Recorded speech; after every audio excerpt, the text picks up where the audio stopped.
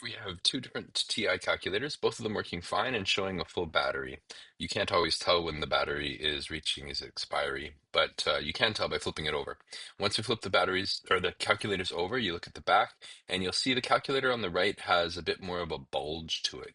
You can see from the lighting that it looks a bit more bulged. If I stand them up on their side, you can also see that the bulge is more apparent on the calculator on the right there.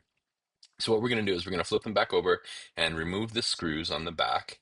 And one of the quickest ways to tell if the calculator's battery is expiring is to just remove the screws and see what happens with the door. You'll see on the calculator on the right, the door is popping open immediately, and the calculator on the left, the screws are removed and the door is remaining flat.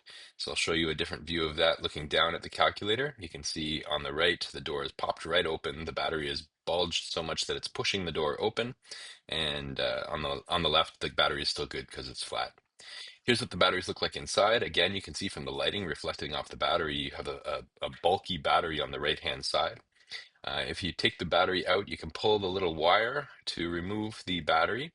And taking a look at the batteries in a vertical orientation, you'll see that the battery on the right, the one that's been removed, I can see both sides of the battery at the same time. You can see how it's thicker or it's bulged. I can see the writing on both sides. If you compare that to the battery that's in the working and the good calculator there on the left, the battery is perfectly flat.